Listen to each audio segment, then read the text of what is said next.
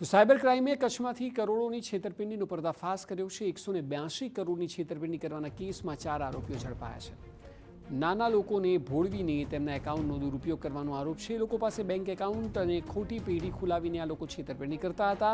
પેઢી અને એકાઉન્ટમાં સાયબર ફ્રોડના રૂપિયા જમા કરાવવામાં આવતા ગાંધીધામ અને આદિપુરમાં દુકાનો ભાડે રાખીને છેતરપિંડી કરતા હતા આરોપીઓ। 81 જેટલા બેંક એકાઉન્ટમાં 182 કરોડ રૂપિયા જમા કરાવ્યા છે। બેંક એકાઉન્ટ વિરુદ્ધ ભારતમાં 74 જેટલી ફરિયાદો નોંધાઈ।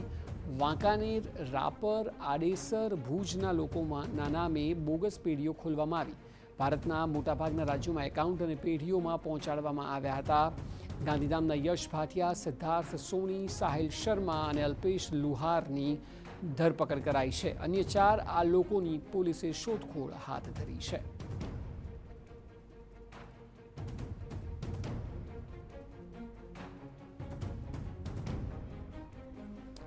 તો તમામ લોકોની ધરપકડ થઈ છે। 182 કરોડ રૂપિયાની છેતરપિંડીનો આરોપ છે। જે લોકો ઓછું ભણેલા હોય કે એટલું સમજતા ના હોય તેમના એકાઉન્ટ લઈ લેવામાં આવતા અને તેમાં ટ્રાન્ઝેક્શન કરવામાં આવતું।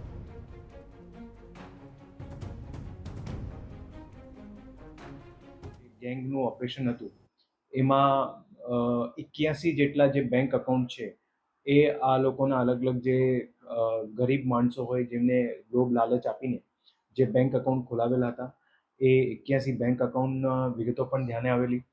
આ ઓવરઓલ જે બનાવ જે ગુનો દાખલ કરવામાં આવ્યો છે એમાં અત્યારે 8 આરોપીઓ વિરુદ્ધ ગુનો દાખલ કરવામાં આવ્યો છે, જેમાં પોલીસ દ્વારા 4 આરોપીઓને ધરપકડ કરવામાં આવેલી છે, જેમાં સૌથી મુખ્ય જે છે યશ ભાટિયા એમને પણ પકડી પાડવામાં આવ્યું છે।